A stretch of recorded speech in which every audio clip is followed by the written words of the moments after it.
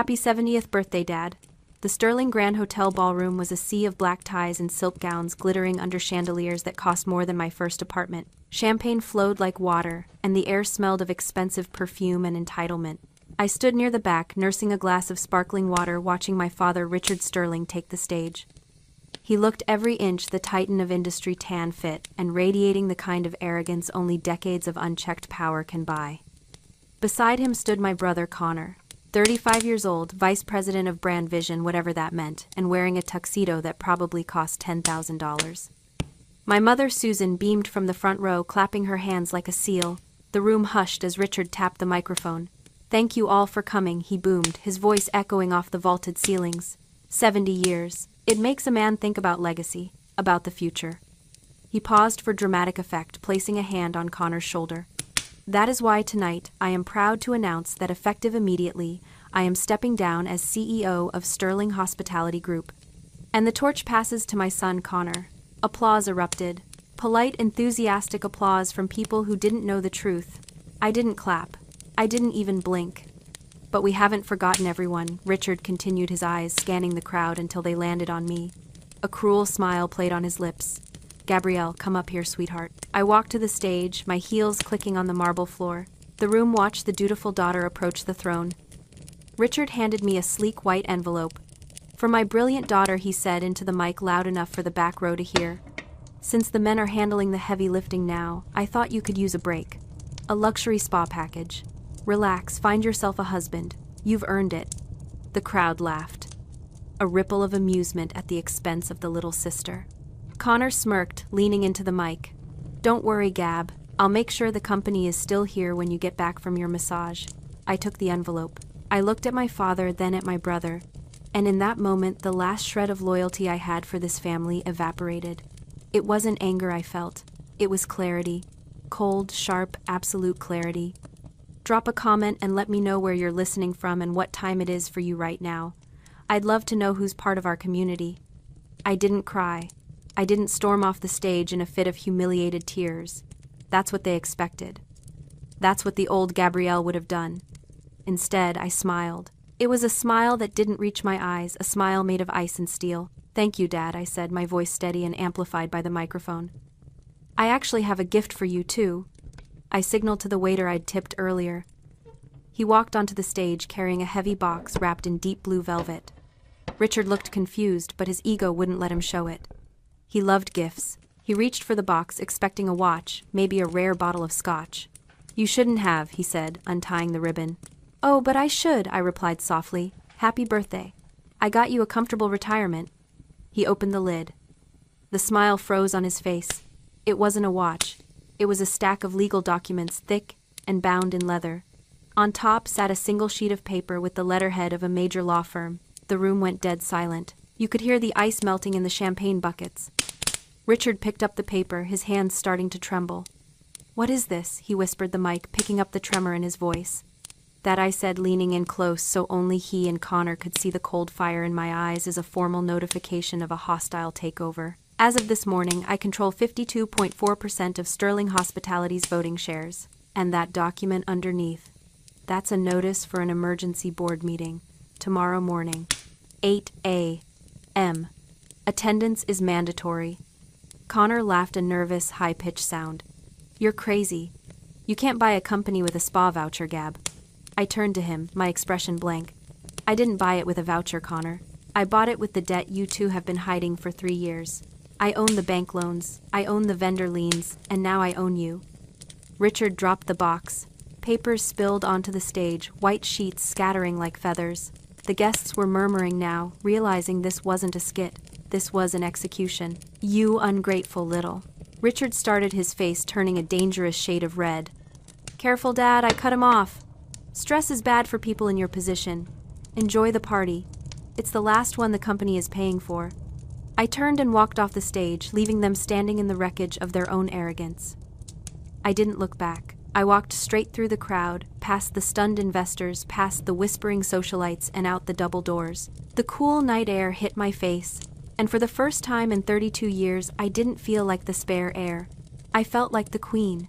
But this wasn't a sudden move. This wasn't a tantrum. This was the result of 3 years of being underestimated, overlooked, and erased. They thought I was just the accountant, the girl who crunched numbers in the back office while they played golf. They didn't realize that when you control the numbers, you control the world. And I had been counting every single mistake they made. To understand why I just destroyed my family on a live stream, you have to understand the meeting that happened 3 years ago. It was a Tuesday. I sat in Richard's office, the air conditioner humming too loud, a 50-page binder resting on my lap. I called it the Sterling Survival Protocol. At 29, I was already a senior forensic accountant for a top-tier firm in Chicago, cleaning up messes for Fortune 500 companies. But for my father, I worked for free. I had spent 6 months analyzing the Sterling hospitality books, and what I found was a hemorrhage. The company was bleeding cash. Occupancy was down 45%. The debt-to-equity ratio was catastrophic. I had mapped out a complete restructuring plan. I found $2.3 million in recoverable tax liabilities and a way to refinance the vendor loans that would save the business from insolvency within 18 months. It was brilliant. It was bulletproof. It was the only way out. Richard sat behind his desk, scrolling through his phone. Connor was playing with a Newton's cradle in the corner, the click-clack echoing in the silence. I finished my presentation. "Dad," I said, "if we don't execute this by the third quarter, the banks will call the loans. We lose the flagship hotel." Richard didn't even open the binder. He slid it back across the mahogany desk like it was a coaster. "You worry too much, Gabrielle," he said, giving me that indulgent smile he reserved for children and waitstaff. "You're an accountant. You see pennies. I see the vision. You lack the killer instinct." He stood up and walked over to Connor, clapping him on the back. "Connor here has a new idea for a branding partnership with an influencer agency. That's the future. Big picture stuff. Not tax liabilities." Connor grinned, having contributed absolutely nothing to the meeting or the company in his entire life. "Yeah, Gab." That was the moment. The glass cliff. But it wasn't just sexism. I realized something deeper as I looked at my father's face. He didn't reject my plan because it was bad. He rejected it because it was right. See, a narcissist doesn't want a partner. They want a mirror. Connor was the perfect mirror, hollow, shiny, and reflecting Richard exactly as he wanted to be seen, a visionary king with a golden air. I wasn't a mirror. I was a microscope. I saw the rot, the debt, the lies. And when you look at a narcissist through a microscope, they don't see your competence. They see a threat. My intelligence didn't make him proud. It made him feel small. And Richard Sterling would burn his entire empire to the ground before he let a woman make him feel small. I stood up. I didn't argue. I didn't beg him to read the report. I picked up my binder, my useless math, and walked out. I stopped being his daughter in that elevator ride down to the lobby. I became an investor. I realized then that if I wanted a seat at the table, I couldn't ask for it. And lucky for me, Richard was so busy staring at his reflection in Connor, he didn't notice he was selling the furniture to pay for the frame. I took my knowledge of those toxic loans, the ones he ignored, and I went shopping. Back at the party, the chaos had moved from the ballroom to the coat room.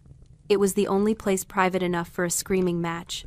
Richard had practically dragged me in there, his face a mask of purple rage. Susan was weeping into a silk handkerchief while Connor leaned against a rack of fur coats, trying to look bored but failing. His hands were shaking. "Do you have any idea what you've done?" Susan wailed. "This was your father's night. The press is out there. The board members are out there.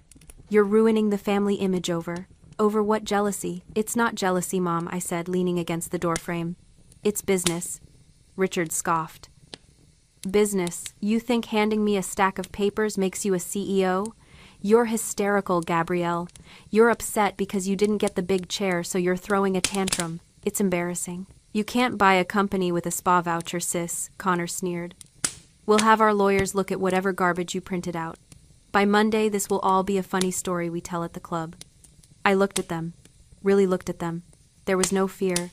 No realization, just the absolute unshakable belief that they were untouchable and I was irrelevant. They honestly thought I was bluffing. That was the green light. That was the permission structure I needed to burn it all down. "I didn't buy the company with a voucher, Connor," I said, my voice dropping an octave. "And I didn't buy shares on the open market. That would have been too expensive." I walked over to Richard. "See, Dad, when you ignored my restructuring plan 3 years ago, I realized something. You didn't just have a cash flow problem. You had a reputation problem.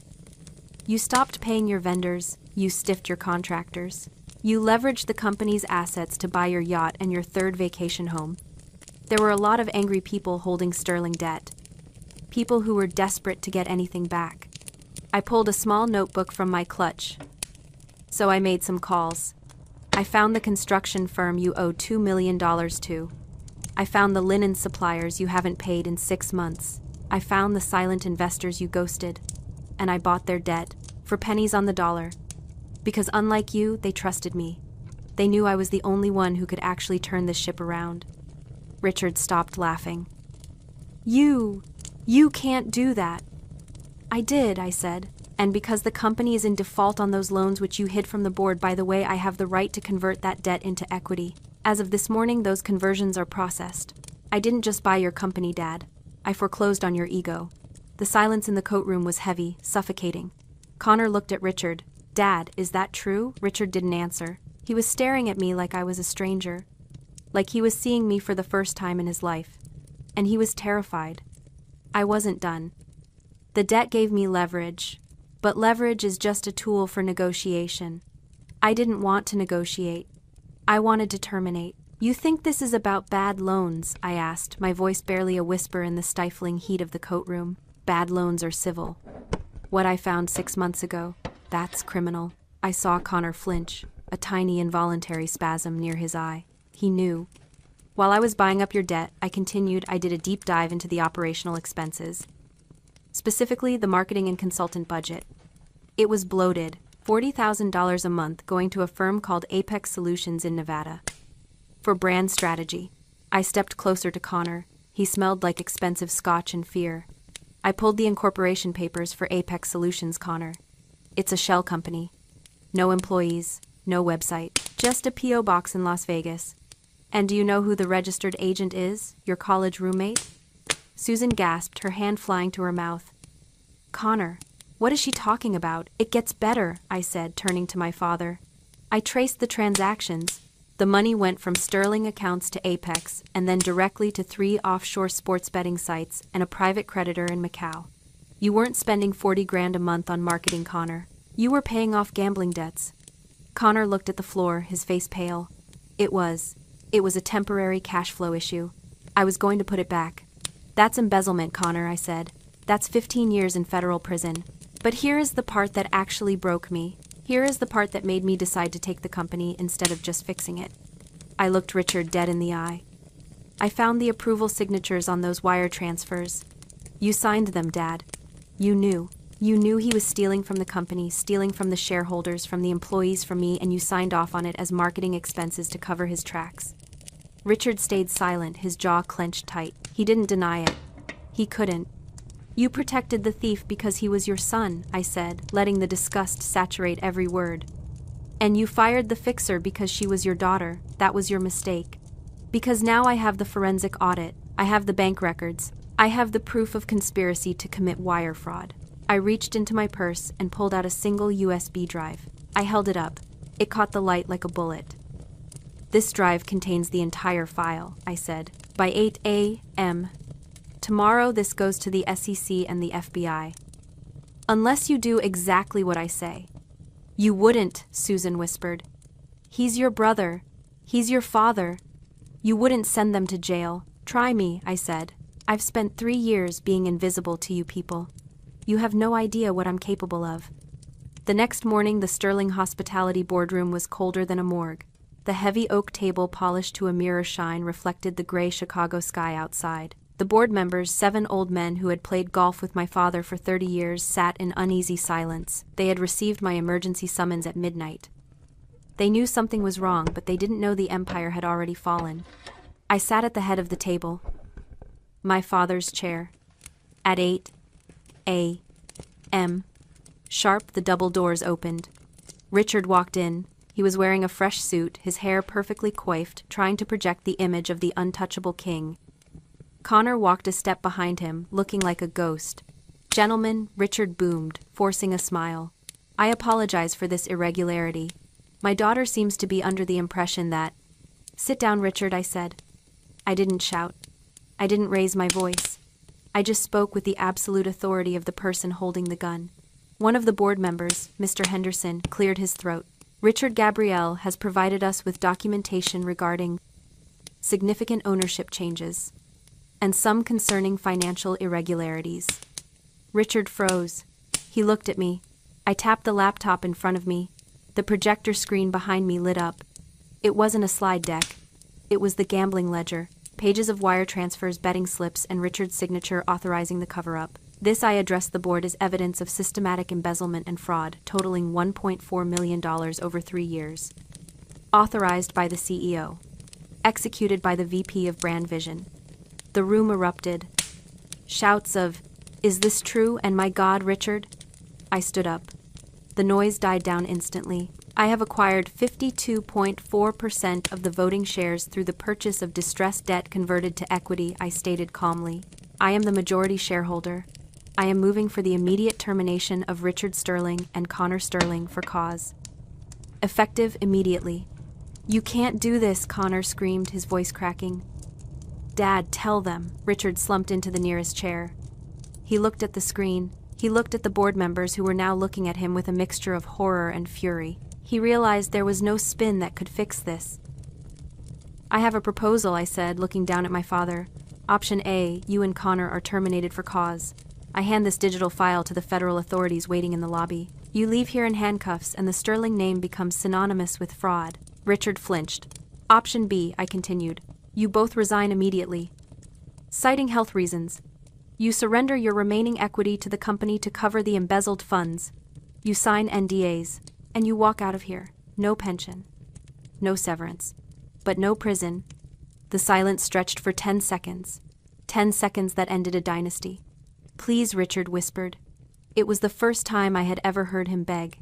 "Gabrielle, think about the family reputation." I looked at the man who had given me a spa voucher while handing his kingdom to a thief. I looked at the man who had erased me for 32 years. "The reputation is dead, Dad," I said, closing the laptop with a final snap. "I'm just burying the body." Richard signed the resignation papers with a shaking hand. He didn't look at me. He walked out of the boardroom, a broken old man leaning on his criminal son for support. As the door clicked shut, I sat back in the leather chair. It was comfortable. It fit perfectly. It has been 6 months since I walked out of that boardroom. The transition was brutal, efficient, and absolute. Richard and Susan retired to a 2-bedroom condo in Boca Raton. It is a nice condo. I pay for it. I also control their monthly stipend. It is enough to play golf and drink margaritas, but not enough to buy influence or launch a counterattack. I keep them comfortable, but I keep them contained. They call sometimes, usually when the allowance runs low, but I have an assistant who handles that. I don't speak to them. I can't. Connor is in a rehabilitation center in Malibu. I paid for that too. Not because I forgive him, but because it was the cleanest way to remove him from the board without a messy public trial. He signed over his remaining equity in exchange for avoiding prison. He sends me letters, sometimes rambling about how he's finding himself. I archive them without reading. I stand on the balcony of the penthouse suite at the Sterling Grand. The city lights of Chicago stretch out below me like a grid of diamonds. The air is cold, sharp, and clean. This is the view Richard loved. This is the view he thought belonged to him by divine right. Now it belongs to the daughter he tried to buy off with a spa voucher. But here is the truth nobody tells you about winning. Here is the price of the crown. It is quiet up here. A heavy, thick silence that presses against your eardrums. When you cut off the people who share your DNA, you don't just lose the toxicity. You lose your history. You lose the people who remember you as a child. You become an orphan by choice. There are nights when I look at my phone and feel the phantom limb of my family. I wonder if I was too harsh. I wonder if I could have fixed it without burning it down. But then, I remember the coat room. I remember the laughter when I was handed that envelope. I remember 3 years of being invisible while I saved their empire. And I realize that the silence isn't loneliness, it's peace. It is the sound of no longer having to beg for a seat at the table. It is the sound of dignity. I didn't lose a family. I escaped a cult of personality. I built my own table carved from the wreckage of their ego, and while it might be a table for one right now, at least I know I earned the chair. I take a sip of my wine, a vintage Richard had been saving for his diamond jubilee. It tastes like victory. If you have ever had to build your own table because they wouldn't give you a seat, share this story. Let's remind the world that worth is built, not inherited.